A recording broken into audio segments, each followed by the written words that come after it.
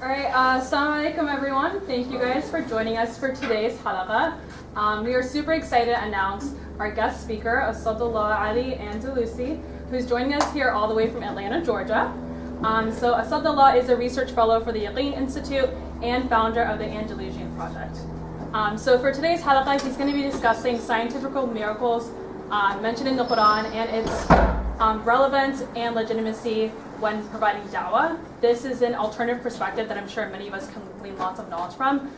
So Fahad will explain a little bit more in depth about that later on. But I do want to remind you guys all that tomorrow you should all come to our GBM. It's going to be 6 p.m. in the interfaith room. And Asadullah will be discussing how to discuss and interpret hadith and Quran verses. Right. So just on my part, assalamu alaikum everybody. This was actually the first event that we planned for the year, even though it's happening in October. So I'm really excited to have Brother Asadullah. What else? So a couple things about Asadullah you should know about is that he specializes in talking about like the philosophy of science, talking about atheism, terrorism, Islamic political thought, as well as ethics. And as for the topic of today, we're going to be discussing scientific miracles. So typically Muslims point to scientific miracles as that they say that the Quran and the Hadith are scientifically accurate. And then ex-Muslims also say the same thing. So the question is, who's right? So like ex-Muslims, they say that scientific miracles are inaccurate. And then Muslims say that scientific miracles are accurate. So the question is, who's right? And can we reconcile between the two views? Or are they both wrong, and can we create like a new view, can we create a new view in alternative to the other two? So just to kind of introduce the topic real quick, I'm just going to show you this one video, 5 minutes long. Well, that's a very good question. That I've mentioned many things about science indirectly, saying all this was already discovered earlier. And if Quran says something and after science has discovered, so what's the use? Can you tell me something the science hasn't discovered? Brother, that's the reason the Arabs were advanced in the field of astronomy. Why? Because they read the Quran. The Quran has a lot of information on astronomy. So when they read the Quran, they try and do more investigation. They do more research. And that's how they come to know. Quran is a telegraphic message. It's the book of science only on one subject. In medicine, one subject only requires volumes. So if that way the Quran is, this Quran, most of the human beings, they don't like to read. Oh, such a big book. So if God Almighty wrote in detail, then even a big building, you will require thousands of buildings to contain the message of the Quran. Quran is telegraphic message. So in telegraphic message, many of the Muslims, they read the Quran and they made advances in science. That's the reason we find, if you go back into history, the Muslims advanced in science and technology. But you pose the question, forget about the past. What about today? All what I've mentioned has been discovered earlier, but many of them were discovered by Muslims, some by non-Muslims, some by Europeans. What about things which science hasn't discovered? Fine. First I'll tell you those things which science hasn't established, but yet there are high chances, which Quran has testified and I believe in it. For example, Quran says in Surah Shura, chapter number 42, verse number 29, that it's Allah subhanahu wa ta'ala who has created the creatures in the heavens and the earth and has placed creatures in them. So Quran says there is life besides this earth. Today science hasn't proved there is life besides this earth. Scientists say there are high possibilities that life will be there besides this earth. Quran says there's life besides this earth. I believe in it.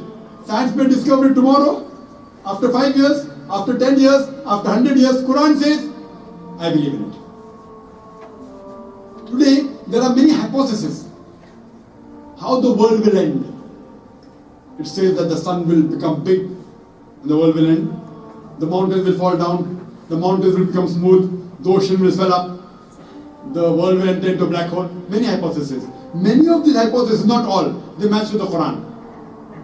Quran says in Surah Qiyamah, chapter number 75, verse number 8 and 9, that the sun and the moon, they will join together. The sun will be buried in darkness. If it's Surah Takbir, chapter number 81, verse 1, 2, and 3, it says that the stars will fall down and lose their luster. The mountains will fall down to utter ruin. The ocean will swell up. It's mentioned in Surah Infitar, chapter number 82, verse 1 and 2 and 3. Again, the ocean will swell up. The stars will fall down. Similar to many of the hypotheses. But Quran says, I believe in it. Yeah, so you guys get the idea of that? So Muslims, they tend to use scientific miracles as a way of proving the validity of the Quran, but at the same time, you have non-Muslims using the same claims against Islam. So like it's quite long. I'm not gonna read that. So hopefully that shapes the context in which this discussion is happening. So join me in giving Brother Asadullah Andalusi a very warm welcome.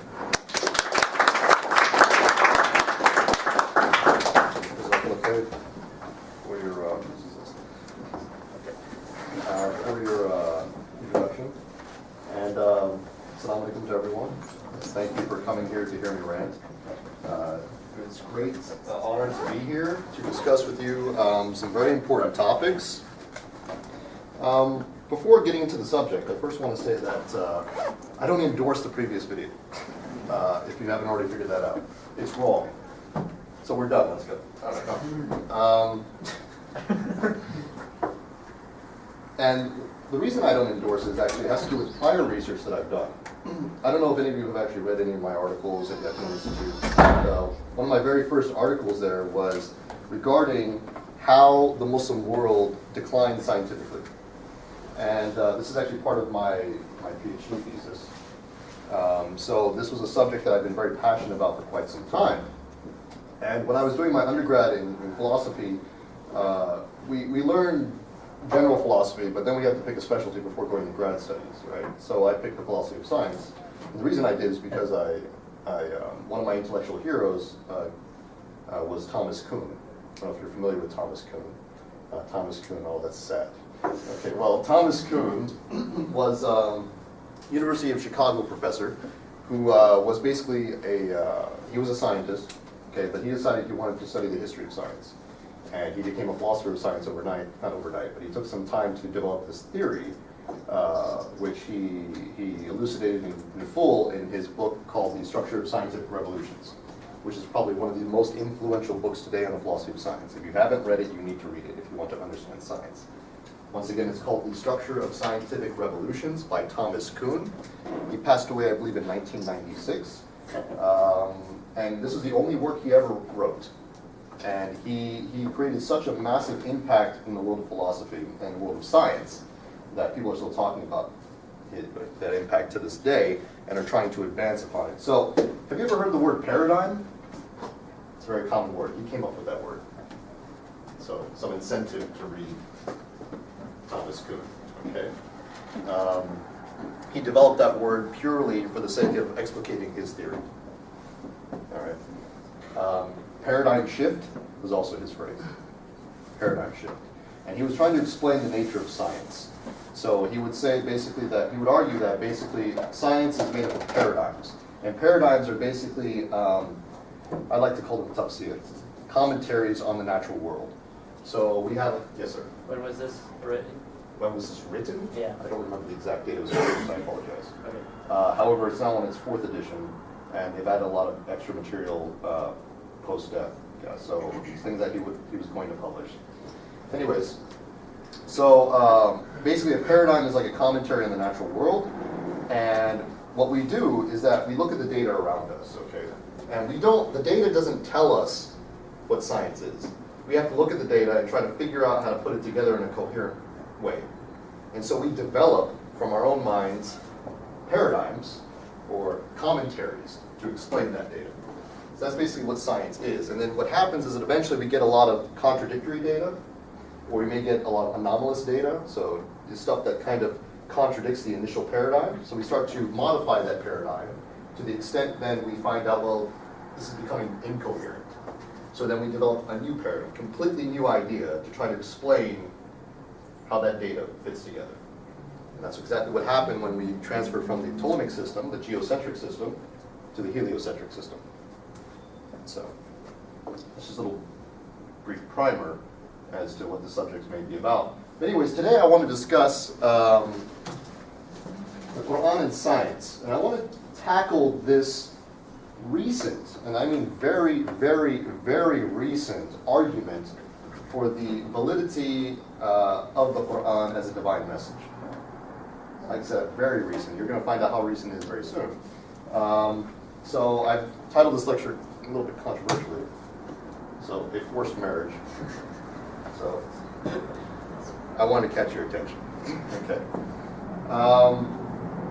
And so, after doing all this research into history and sort of seeing how the Muslim world developed scientifically and declined scientifically, I came across some data that was an anomaly to this mainstream view today that the Quran has scientific miracles. I found a number of theories and interpretations from numerous scholars in the past that contradict this view. And I want to express that to you now, to show you what these people thought. So let's look into this subject. Yeah, awesome graphics. Okay. I'm very good at PowerPoint. So scientific miracles in the Quran. So first let's define what this is. So Mr. Kepanini, who is a scholar of Islamic studies, he was researching the Tafsir tradition, okay, and he came across scientific miracles in the Quran and numerous variations of sorry, am I facing the camera? Okay. Numerous variations of how this theory manifests itself. And he came to the conclusion that there are three main qualities behind this. Okay, the first one is the Quran contains mentions of scientific truths, neither known nor guessed at the time, in the time of the Prophet Muhammad, peace be upon him. And the Quran contains nothing that conflicts with modern science. Its lack of anything that contradicts the most up-to-date science would have seemed astonishing in Muhammad's time, were it not that the Quran was a true revelation. And number three, the Quran contains a number of terms, the true meaning of which cannot be understood except in light of modern science. Okay? Would you say this is a pretty accurate description of the current sentiment towards the Quran and scientific miracles? All right. But there are a number of problems with this, and we're going to discuss them in more detail. The first problem is that it does not align with historical exegesis of the Quran, or historical interpretations of the Quran. What I mean is that the tradition of exegesis in Islamic history does not conform to this mainstream understanding. In fact, this is a very recent development since the 19th century. Now, there are some nuances. Like, for example, you do find some classical scholars trying to advance similar views, but not the same as what we have today. Not even close. We'll talk about that in a second. Number two, it does not align with historical scientific practice of Muslims. And this is an argument that I've actually come up with through my own research. We'll discuss that more later. And does not align with the objectives of the Quran itself. So let's discuss the first one, because I think that's going to be the primary argument we're going to use here. And by the way, I haven't really included that many slides because I really want to have more discussion and go on random rants. So yeah, you get bored with my slides after a while. Historical exegesis of the Quran. So what I want to look at first is one of the renowned figures in Islamic history, Imam Shatibi, who is a 14th century scholar in Al-Andalusi. His Muwafaqa, where he was explicating the fundamentals of Islamic law, the Sharia, okay? He mentioned some individuals, not by name, because he didn't see them as very important. He actually only dedicated 2 pages to this particular issue. But he noticed some individuals during his time were advancing the idea that there were scientific miracles in the Quran. So as far back as the 14th century, some people were actually entertaining the idea. But interestingly, he responds with the following, and I'm going to read this out because I just want to emphasize certain things. The fact that the Sharia is for the unlettered establishes that it must be in accordance with the practices of those who profess it, And these are the Arabs. So he's talking about the early Arabs, okay? He's not talking about during his time, all right? This leads to a number of fundamental assumptions. Among these issues is the assumption that many people cross the limits in defining the scope of the Quran. Thus, they attributed to it all kinds of sciences that the earlier and later thinkers had mentioned. Accordingly, they attributed to it the natural sciences, the exact rational sciences, logic, language, and all that has been the subject of examination of thinkers in these disciplines as well as others. If this approach is judged against what has preceded it, it does not appear to be valid. The worthy ancestors from among the companions, the followers, and those who came after them, God be pleased with them, were the people who knew the Quran and its disciplines the best. No report has reached us showing that any of them spoke about any of these things in such claims. Had they been occupied with the examination of such claims, reports would certainly have reached us to guide us on the basis of the issue. This did not happen. Therefore, it indicates that the issue did not exist for them. It amounts to an evidence that the Quran did not intend the establishing of any of the things that they conjectured. Essentially what he's arguing is that because the early Muslims never thought that there were any scientific miracles in the Quran, never derived any scientific information from the Quran, that this is an invalid method. Okay? And he's not the first to mention this. In fact, he's one of my examples. But interestingly enough, he notes that because the early Muslims were an unlettered people, and in this context he's mentioning them as unscientific, he's saying that the Quran would not be sent down to them in that manner because they would not understand it. He actually further expounds on this argument later on, and he even goes so far as to claim that it's basically haram to include that sort of information in the Quran because it infers that the early Muslims were not as knowledgeable as we are now with respect to the Quran, which is blasphemy, according to Imam Shafi'i. Okay, we're going to get into counter arguments regarding this claim, but for the meantime, I want you guys to sort of just take this in, and it serves as a jumping off point. Okay, so we're going to move in.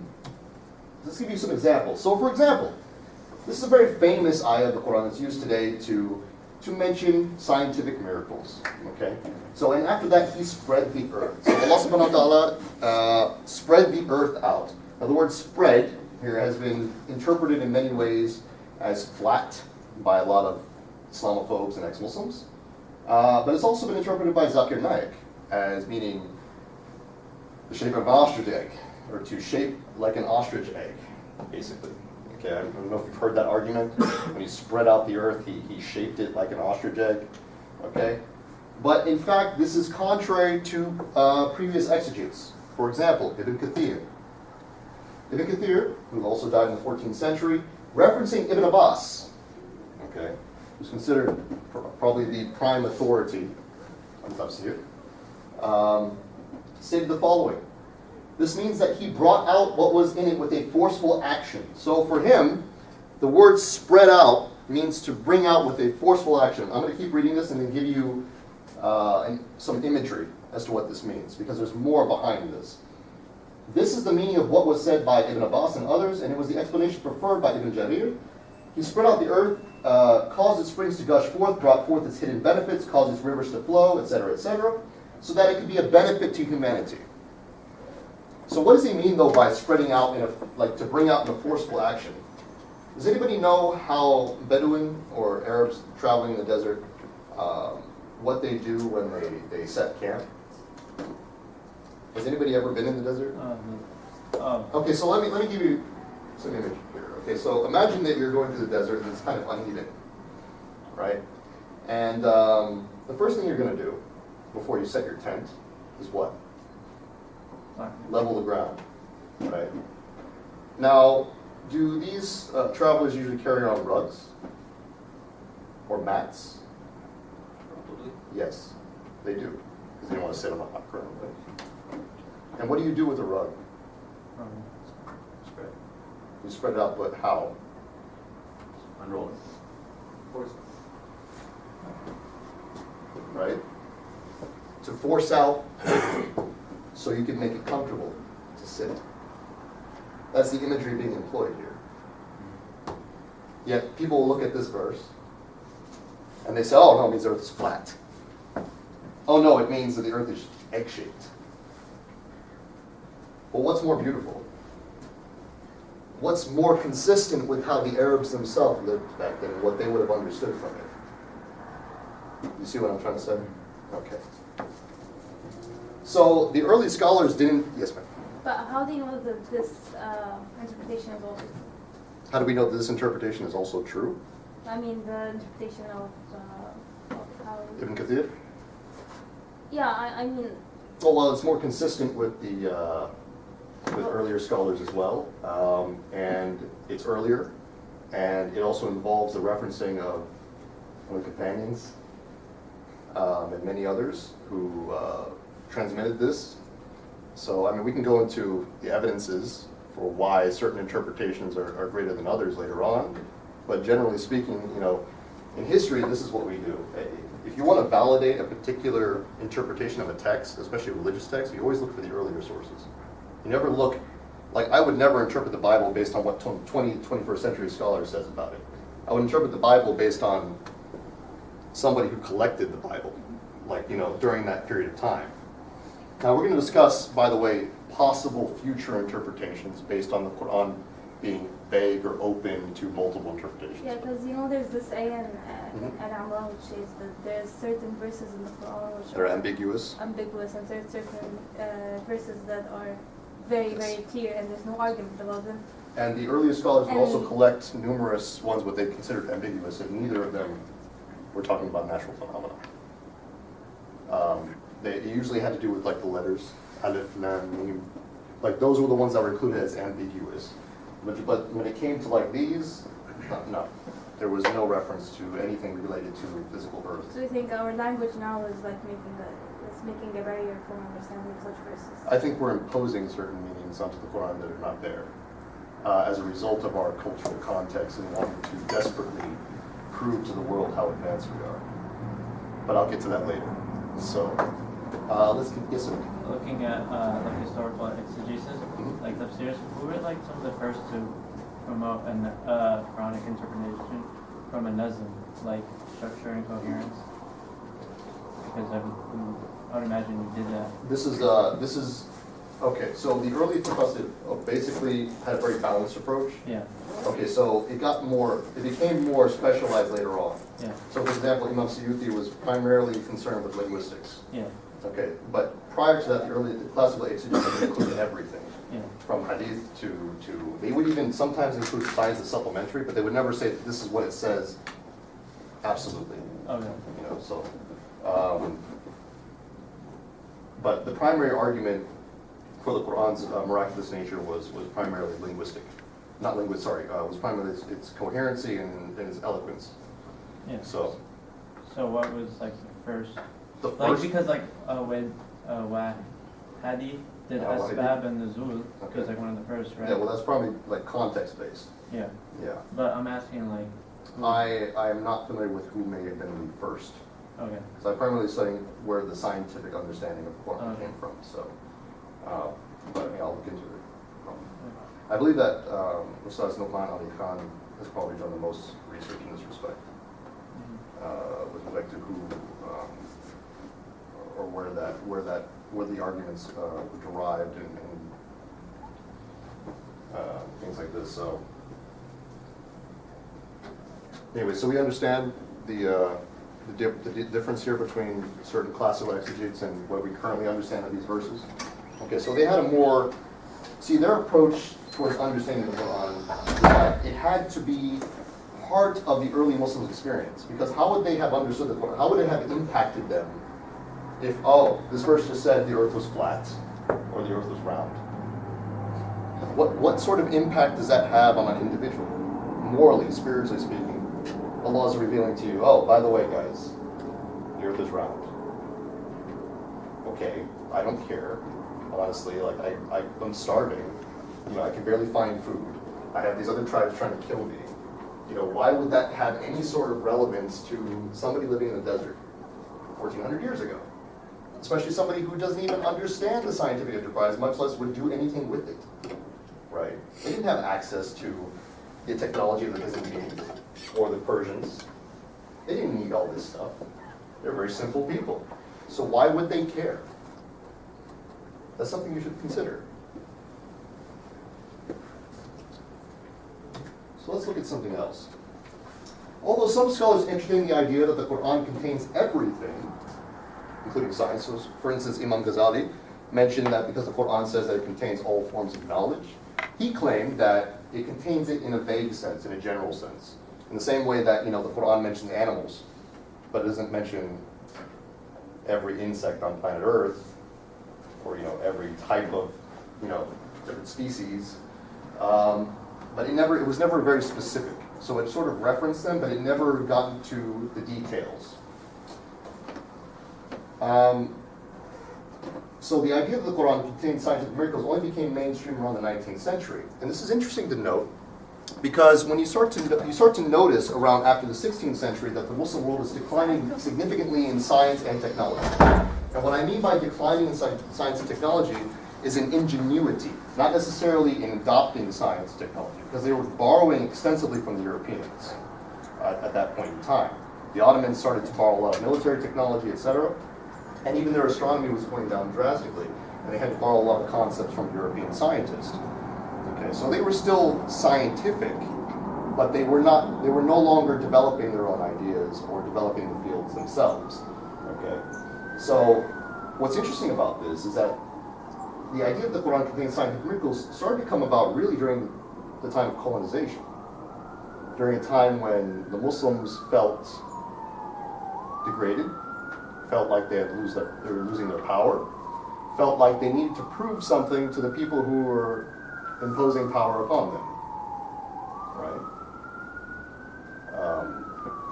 So they had an inferiority complex. So knowing that they had not discovered many of the new advanced scientific theories, knowing that they did not have a Copernicus, knowing that they did not discover plate tectonics, things like this, okay? Knowing all these advanced theories that we currently have today were not discovered by Muslims, and that's just a fact, unfortunately. They had to find a way to compensate.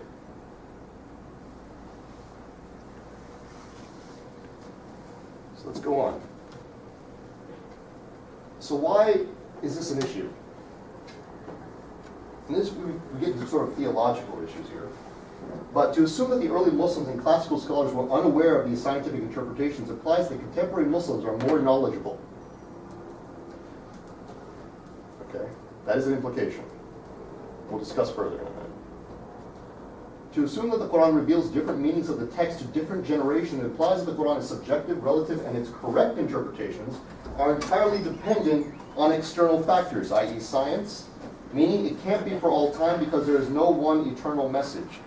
This might be a little complex to you guys, so let me give you a breakdown. If you say that the Quran has multiple meanings to the extent where every generation can read it differently, it pertains to my relevant context, okay? That means the Quran does not have a set message, okay? And what does that mean if it doesn't have a set message, one that can be ascertained objectively? That means it's not eternal. You're probably wondering, well, how can it not be eternal? Because everyone is interpreting it differently every time. It's still the Quran. No, it isn't. Because of the Quran's meaning continuously changes, even to mutually exclusive interpretations. Then what is it? It's a postmodern argument. I don't know if you're familiar with postmodernism, that everything is relative, nothing is objective, nothing is true. Right?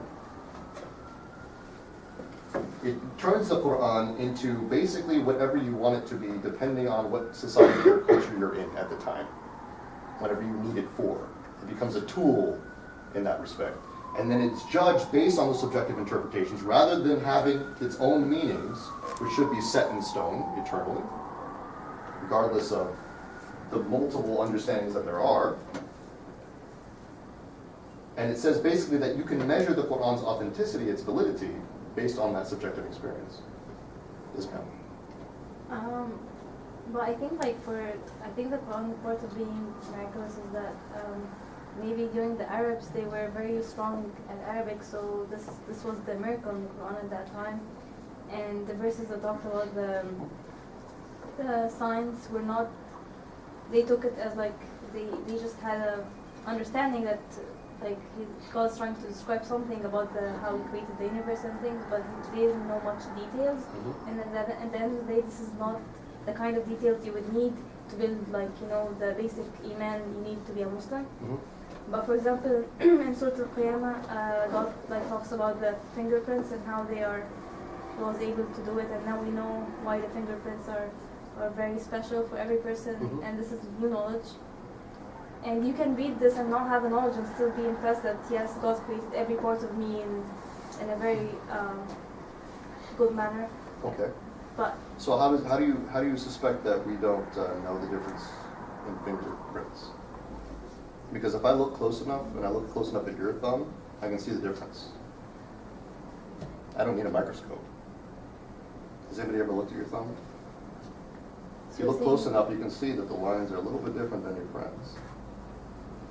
What about the salt and the fresh water mixing? Is that difficult to find out? Or can you just sail there? What about embryology? The 3 stages. Can you view that? Because Galen did several hundred years prior to the Muslims. What about the mountains as pegs?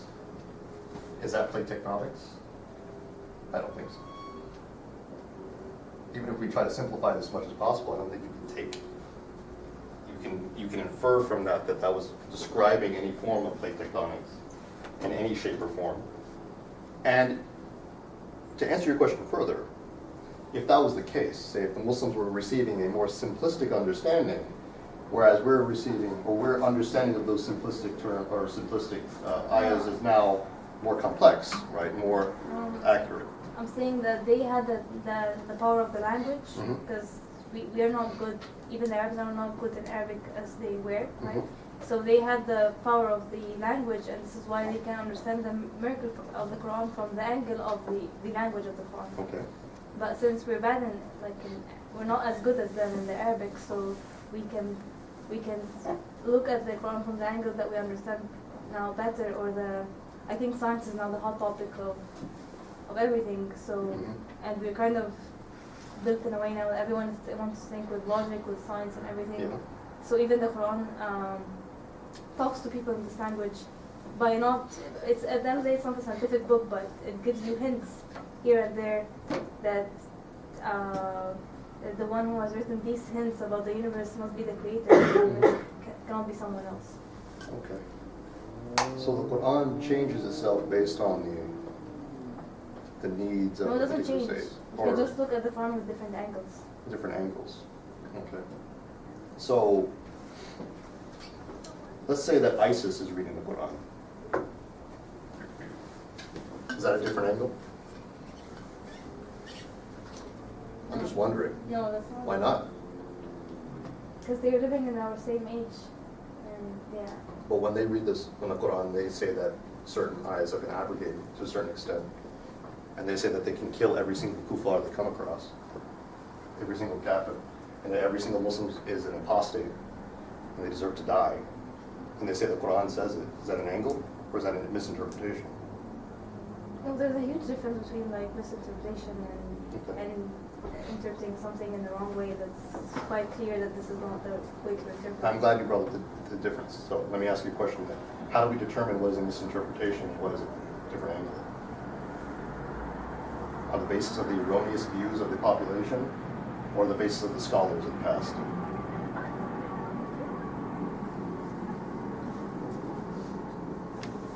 Sorry, we're going to continue with the question and answers. Yeah. Did you want to continue or should I? Yeah, I do want to kind of get done, so I'm sorry. Can we do like questions and answers at the end? Yes, please. Yeah, no problem. Because I lose my train of thought. I lose my train of thought even when you're not talking, so it's a problem. Okay, So I'm sorry. No, it's okay. No, it's not your fault. And I wasn't trying to be too challenged. I wanted you to see if you could tell me how to make that the justification behind which is a misinterpretation and which is just a different angle. Anyways, continuing. Assume that the Quranic ayat that reveals science assumes the science is static and unchanging, that the interpretations we have now won't be superseded by future data. So what this means is basically that we read the Quran and it says, oh, Big Bang. But then what happens if that paradigm is overturned? Uh-oh. That means the Quran was telling us the truth about an obsolete theory in the past? That's problematic because science is constantly changing, especially when we receive new data. Or even if the general idea is there, the Big Bang, the details will change drastically. Maybe the Big Bang is actually not the way that we think it is now. Maybe it's something else. And then somebody will find another reason to object to the Quran. Okay? And then we have to change our interpretation again. This becomes problematic. So, the golden age in scientific miracles. Now, here's where we get into my specific arguments regarding why I think that this is a problematic approach. And I don't know if you heard Zakir Naik saying this in the video, but he said that the reason that they made all these discoveries in astronomy and stuff is because they read the Quran. Okay? That's nonsense. He said this? Yes.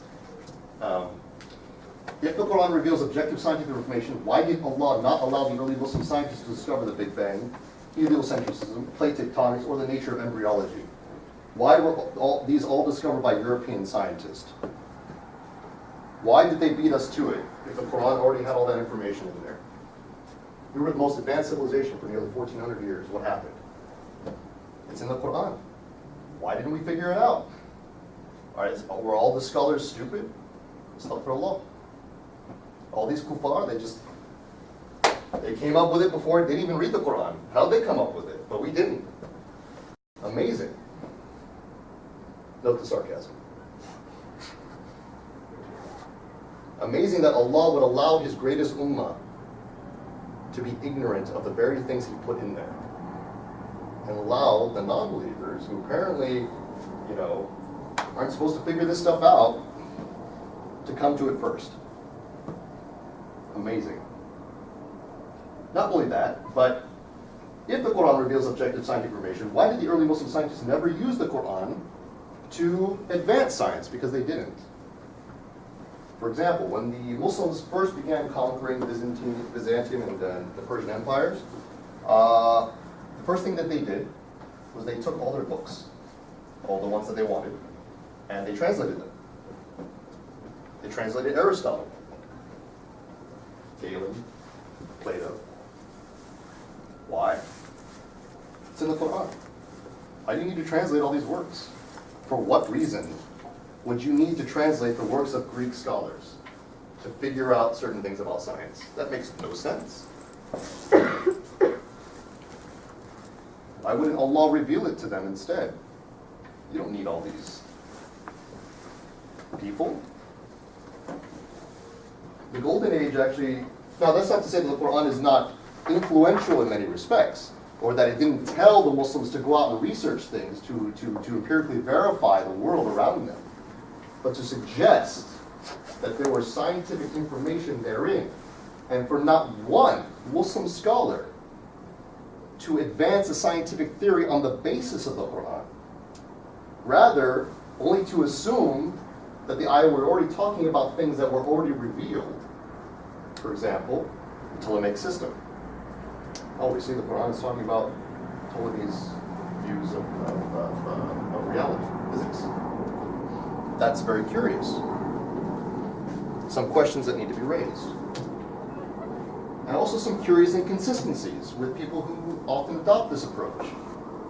Why do those who promote scientific miracles in the Quran not remain consistent in their interpretation? Example, why is it that they assume the ayat that discuss the sun and moon rising and setting are relative to the observer, but those passages which discuss other subjects aren't? So when it says the Quran, or when it says the sun sets, we often say what? Oh, that's not talking about geocentrism. That's just saying, oh, it's from our perspective. Right? It's relative to us on Earth. But then when it comes to other passages, like saying that the mountains are firmly fixed, or like pegs, you have certain individuals assuming, or quoting from obscure scientific journals and passages, suggesting that, oh, there's roots in the ground. And I've heard this argument. So it must be, that's literal. That's literal. But the other stuff, no, that's not literal. That's relative. How did the early Muslims not know about the Big Bang if the passage in question suggests that they should have known? So, for example, have those who disbelieve not considered that the heavens and the earth were a joined entity? That question infers that they already knew. Have those who disbelieve not considered that the heavens and the earth were a joint entity? have not considered? Have you not thought about it already? It's rhetorical. He's not saying that, oh, I'm telling you that this has happened. I'm telling you, why aren't you thinking about something that you already know about? So they already had an understanding that the universe was combined at one point. Okay. So if they didn't know about this, if this was a scientific miracle in the Quran, then why is Allah talking to them as though they already have an awareness of what it is? Does that make sense? So it's not teaching them anything. They're already aware of these facts, according to their understanding of what they understand the physical world to be. And we're going to discuss this more, hopefully in the Q&A, but the nature of language and the nature of how you express a message through someone's understanding. Maybe I'll give you an example right now. It's not a perfect analogy, but imagine that I'm going into a classroom of kids, third graders, fourth graders, whatever, and they believe in Santa Claus, okay? I know Santa Claus doesn't exist, but they don't. Are you okay? I'm sorry, I didn't mean to break that to you right now. I'm sorry. It's all right. I'll have to call your parents. So imagine that I'm going into this classroom and I want to teach them about generosity. Okay? Now, I can go in there and go, hey guys, Santa doesn't exist, I'm sorry. But let's talk about generosity. That wouldn't be very helpful. Right? Now, if I said to them, I want to teach you guys about generosity. Who believes in Santa Claus? And all the kids raise their hands, they're all happy and stuff, right? And then I start talking to them, I'm like, okay, so Santa would do this, Santa would do that, And they're like, yeah, and then they learn the lesson, okay? Whether Santa exists or not is irrelevant to that message, correct? It doesn't make my message incorrect because I mentioned Santa Claus. I'm just trying to appeal to the individual's perception. In the same way, when the Quran mentions, like, when you see the sun and the moon chasing each other, things like this, it's trying to express a message other than the physical reality that's being mentioned there. And we're going to get into that later as well, the objective of the Quran. Because the Quran in numerous places mentions physical reality only for one purpose. To ask man if he feels grateful. To tell man that he should be grateful. It has what we call a teleological theme. Teleology means the purpose. Okay? The purpose for these objects is to be for this. That is what the Quran is often relating, or most of the time, or all the time relating, with regard to physical phenomena. Even when it talks about embryology, the three phases, or the three darknesses in the mother's womb, it's trying to express what?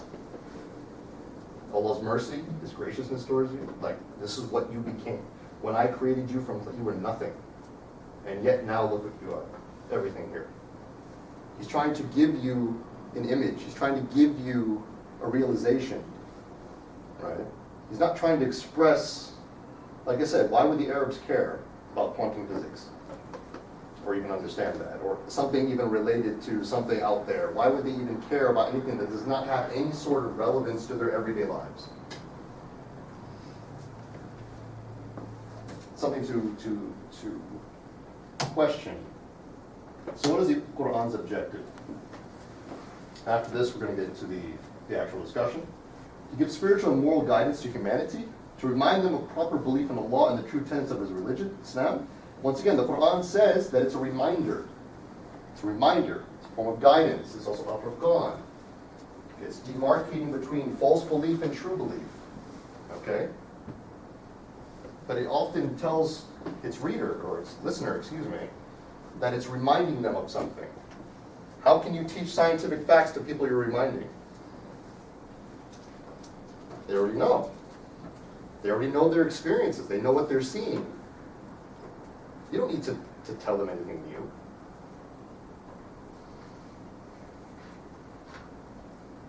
And what is the best way to teach a moral or spiritual lesson? Is it to teach them new information that they have to, try to grasp with all their intellect? Or is it just refer to things that they already have awareness of?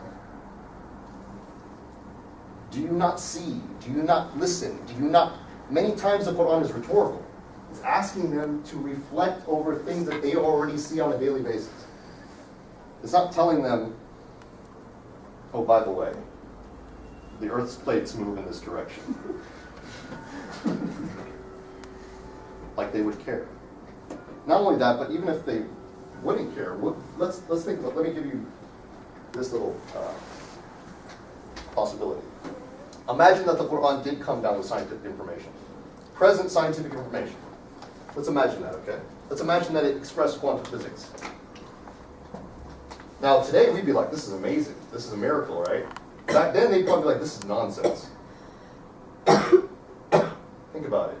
You think that they would have adopted the Quran as a miraculous message if they thought that the information therein was nonsensical to them? Because to them, Big Bangs, quantum physics, plate tectonics, that's probably all nonsense. Saying that the Earth below us moves like an ocean, they'd probably be like, what are you talking about?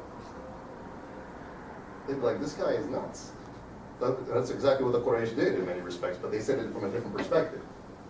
They said he was possessed, or he was, he had magic or sorcery. But they never mentioned, oh, his physical accounts of the universe are wrong. Right? That was never an angle. I wonder why. Because it's the purpose of the Quran to send down scientific information. If it is, then why did the early Arabs not get turned off by that message?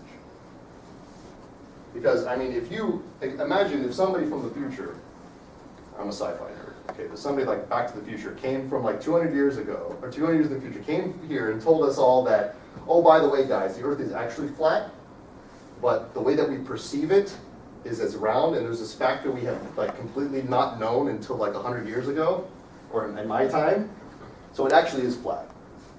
We look at this guy and be like, what asylum did you come from? Right? Unless, of course, he could prove it to us, but that's a whole different, thing, right? It's the same thing. If you try to advance something to somebody in such a way where you obscure your message, the primary point, right? They're going to get turned off by that message. If the early Muslims believed, honestly, that the Quran was giving them new information about the physical world, not only what relevance would that be to their lives, but how would that have affected the way that they perceive things?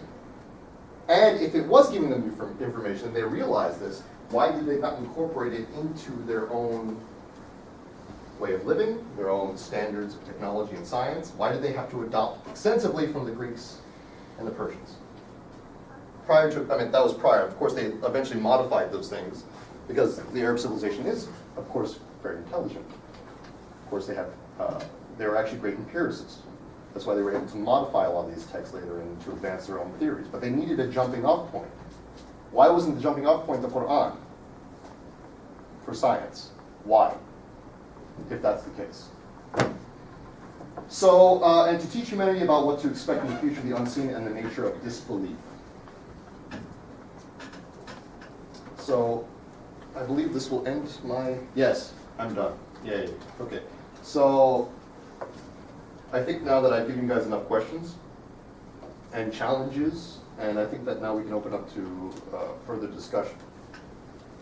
So, is that too long? No? Now we can go till 7, and if it gets heated, we can... I didn't even know how long it was. So, I have a watch, I don't even look at it. So, that's up to you guys. But please feel free to ask questions and to challenge, etc. Yes, sir? Yeah, I have one challenge. So, in the Quran, shouldn't it at least be consistent with reality? If we don't have to have scientific claims, shouldn't it at least be consistent with reality? For example, in Surah Al-Mulk, verse number 5, it says, وَلَقَدْ زَيَّنَّا السَّمَاءَ الدُّنْيَا بِمَصَابِيحَ وَجَعَلْنَاهَا رُجُومًا لِلشَّيَاطِينِ وَأَعْتَدْنَا لَهُمْ عَذَابَ السَّعِيرِ. And we have from the old... Sent the comments to the stars to hit the devils. Should I read it then for context? No, I think everyone understands. You know the comets and the stars. You don't know where. Oh yeah, please. I'm sorry. My bad. And we have from the old adorned the lowest heaven with lamps, and we have made such lamps as missiles to drive away the evil ones. and have prepared for them a penalty of blazing fire. So essentially, it's saying that like stars are like missiles, Okay. and it's like it's being They thrown are at kind of devils. like missiles. It's awesome. Okay. So, like, what is the objection? So the objection is that like, shouldn't this verse be consistent with reality? Okay, so are you saying that jinn are part of reality? Jinn are part of reality. Okay, so what does science have to do with that? So it's making a claim that It's being claimed that the comets and the stars, they hit the jinn that we can't see. yeah, but then like Islamophobes might say that this particular claim, it's like the prophet is confusing stars with meteors. Well, that's nonsensical because, okay, so there's something that we didn't get into much discussion with the nature of not translation, but incommensurability. So Thomas Kuhn came up with this concept called that there was, whenever a paradigm was changed, there was a problem with language because the terminology would be changed as well to incorporate all that new information.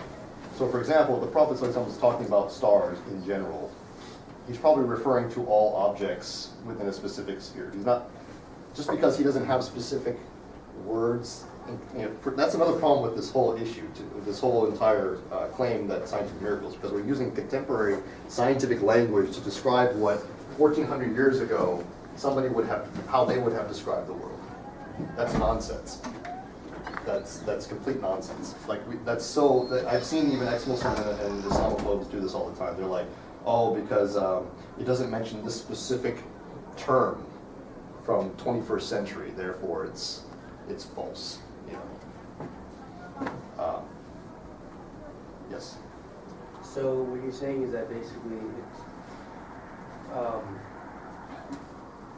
trying to figure out what is this question, because like like a lot of people like they try to point to stuff that's happening today to prove that the day of judgment is coming. Mhm. Do you have any objections to that as Yes. well? Because we don't know.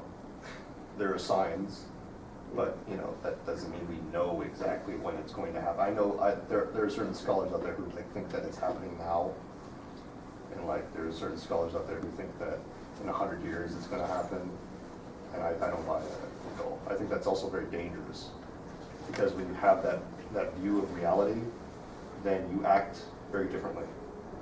How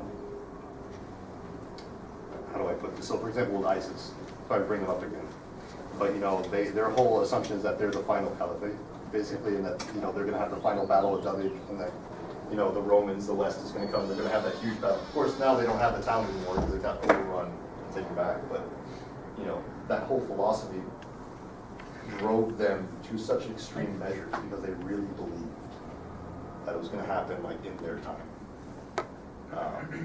And of course, if it whenever that time comes, of course that'll be rational to do certain things, not what ISIS is doing, but to take certain measures. But to simply do it off assumptions of what you're reading, that's dangerous.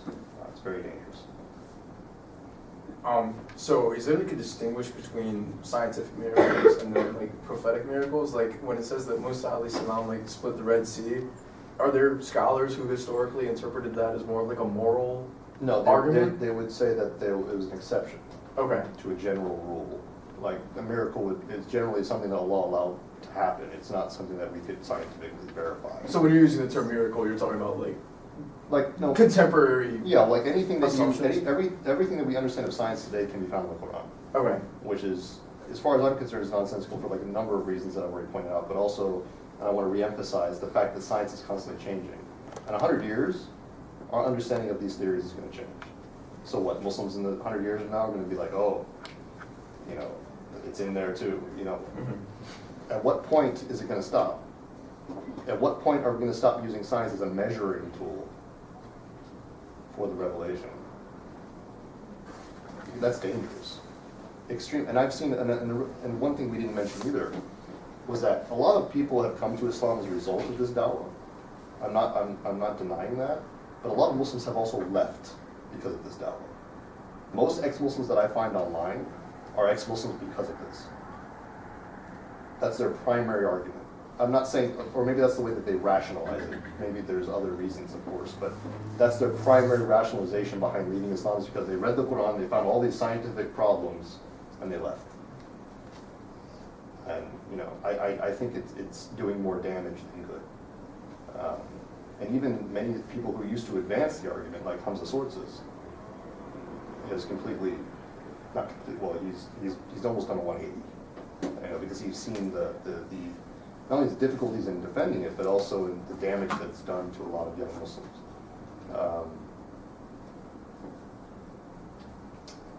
Yes. Who's next? Wow, so many hands.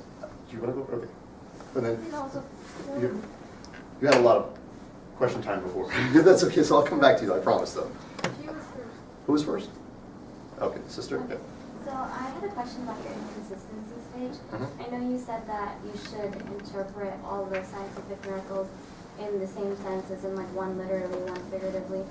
But when we interpret the rest of the Quran, like any historical ayah or anything, we don't exactly do it consistently. Sometimes we say, yeah, this ayah is relative to the Prophet's time, and this one is more universal, or like ayahs about the battle, like battles in general, like scholars tend to say like that was very relative to their time, and so we should look at it in that context. And other ayats we say, yeah, they're very universal, so this is what we should look at.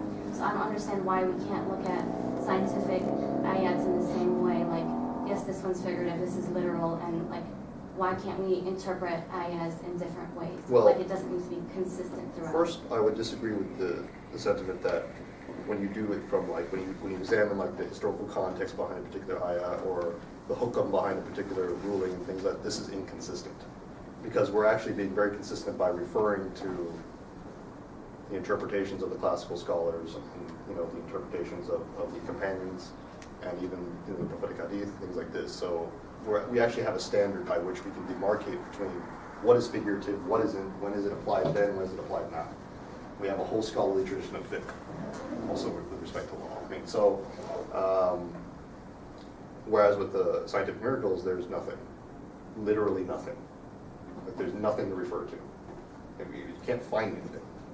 There's no evidence from any scholarly tradition, from any from any scholar or from even just like the different sects, even like the Shiite and the Sunni. Like you can't even find this. There are very few, like a minority views, and then when they're expressed, the majority of scholars come in and say like, no, that's wrong. Like Imam Shatibi did. He didn't even mention these people. That's how insignificant they were during his time. Usually when a scholar is trying to refute another scholar, he'll mention him by name, especially if it's like a big deal. Like if he's a big name, everyone knows who he is. He has to mention him to make sure that everyone understands where this is coming from and to give credit to the person, et cetera, et cetera. And, maybe he'll say something respectful about him. Imam Shatibi dedicated 2 pages to these unknown people, which makes you think that they're probably not even scholars. They were probably just some random guys like in the market talking, and he heard it. And then he just wanted to make like a footnote. That's how insignificant the interpretation was in the past, to such an extent that they barely even talked about it. Only now are we seeing this. Only now in our time period are we seeing this. So yes, that would be mine. Who's next? I'm just confused by how, so you were saying how we can't interpret some things according to our views today because they would make no sense to the people living there at the time. But then the Quran in that sense is written to be applicable to the people in those times, or is it written to be applicable to everyone? Like some of the miracles that they would have been like, wow, this is truly the strength of Allah in their time is different from what we would strengthen our iman with today. Okay. So how is it applicable to our time? That's a good question. The reason it's applicable to our time is because we have this reference, right? So we can also apply it to analogous situations in the future. So let me give you an example, sort of based on fiqh, or sunnah. Okay. Did the Prophet, peace be upon him, ride on a camel? Yeah. Did he fight with a sword? More or less. Okay. Do we ride on camels and fight with swords today? Not usually. Okay. Now one.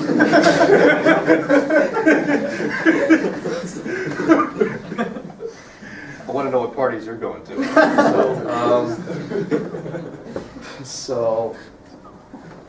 But why did he use those swords to fight? Because that's what they Why did he ride a camel? So that's what people did. to travel. Okay, so what do we have today? Cars. Cars. What do we have aside from swords? Well, we still have swords, but guns, right? So he had different materials, but similar applicability. Okay, and that way we make analogies. Right. We can also look at other ways to. The Quran was viewed as a linguistic miracle. At its time, it still is, by the way. That hasn't changed. Okay, even when you translate it, its coherency is very apparent. You know, if you read the Quran in English, even if you don't know Arabic, there's a level of coherency in that in the structure of the Quran that is amazing. Okay, the message is up, the moral message, the spiritual message behind it, the way that it rhymes in Arabic, the prose, it's gorgeous. Okay, it's unmatched, and you can still examine that even if you're not if you don't understand classical Arabic. You can still examine that. You can still understand that to an extent. Oh, I'm 2 minutes. Sorry. Likewise, there are other ways that we can strengthen our iman. There are other ways that we can understand the miraculous nature of the Quran. And we look at the companions and we look at the Prophet, peace be upon him. Let me ask you a question. This is something that I think many people don't really ask themselves sometimes. We're talking about an unlettered man, okay, who didn't read as much till later in his life, or write, who could, on the fly, it was revealed to him, but let's just assume that we're just looking at it from our apparent perspective. On the fly, come up with a message that could challenge every single poet in his society without difficulty. Okay? That was completely and utterly coherent to the point where there was not even one contradiction. It was revealed over a course of how long? 22 years. What we're reading is one compilation. He memorized all of this without contradicting himself for over 20 years. How long does it take to recite the entire Quran? Probably, 2 days? If you did it all the way through, about 2 days. Can you not contradict yourself over a period of 2 days, reciting the same thoughts over and over again? No, it's probably going to last 5 minutes. I can't last 5 minutes. What about this? How did an unlettered merchant with no prior education, no prior military background, no prior learning in technology, science, etc., able to influence a bunch of desert nomads into conquering the 2 largest empires in the world at the time in less than a decade? Historians today are still trying to figure out how that happened. They still don't understand. They literally do not understand how this was possible. They keep saying, well, the Persians and the Byzantines were weak at the time, but you're talking about like an army of like 300 people sometimes fighting like an army of like 10,000 and winning. Like, this doesn't make any sense. If that's not miraculous to you, historically speaking, I don't know what to tell you. Because you will not find one historical figure in history that had that much success in that short amount of time with as little as they had. You're talking about camels and horses. They didn't even have proper gear on the horse. They had like rusted swords, and they went after the largest armies in the world. And they were able to conquer both of them with little effort.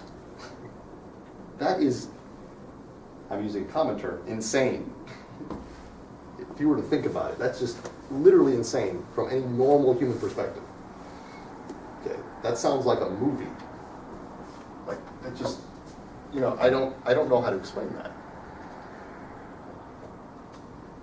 And the Prophet's character, if you've studied the Sirah, how can you, you can't compare this man to anyone. He was so consistent in his behavior. It was amazing. And the companions were so open about it. They were so transparent about his life because of that consistency. They didn't even try to hide anything because they knew how amazing he was. Even in the way he treated his enemies, he was so nuanced. He was so balanced in many respects. So I would say that there's a lot more than just, I feel, and I'm not trying to insult anyone. I want to say this, that when I feel like people emphasizes scientific miracles so much as like the main thing to convince people, I feel like they're degrading the message. They're degrading the history. And not intentionally. I'm just saying that it's like there are so many better things to be talking about in Islam than whether there's science in the Quran. There are so many things in there that would convince a moral, sane human being to come to Islam than whether or not it talks about fresh and salt water or ants talking. I'm serious. Like there is so much more in the Quran and from the Prophet's life that is more convincing. I didn't get I'm a revert to Islam. Okay, I did not get convinced because somebody told me that the Big Bang was in there. I honestly couldn't care. Okay, honestly. And I read that passage. I didn't think there was. I was like, oh, that's interesting, but it didn't. That's not what convinced me to come to Islam. What convinced me was reading the Prophet's life. What convinced me was reading the success of the early Muslim community. What convinced me was reading the message of the Quran itself, its moral and spiritual message, and how it affected my heart. That's what convinced me to come to Islam. And if you look at all the early scholars as well, those who converted to Islam as well, they won't tell you, oh, it's because of the facts that I found in there. It had nothing to do with it. That is not what compelled them to martyr themselves or to dedicate their lives towards preaching and towards teaching.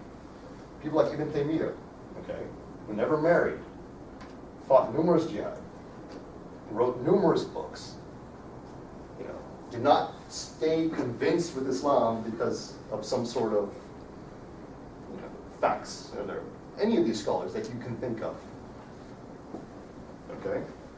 It all had to do with the moral and spiritual guidance, the spiritual lessons therein. It had to do with the coherency of the message and the simplicity of it, and how much it impacted them and influenced them towards greater things. We have 1,400 years of success. There are a lot of hiccups along the way, but we are literally the most powerful civilization to have ever existed on this planet because of that book, because of the Quran. And you're telling me you need scientific miracles? No offense, but that's nonsense. Only in the past 100 years have we been weakened to such an extent, and that's been our own fault. Okay, I'm done preaching. So what's next? So, break from Maghrib and then. Oh, Maghrib, yes.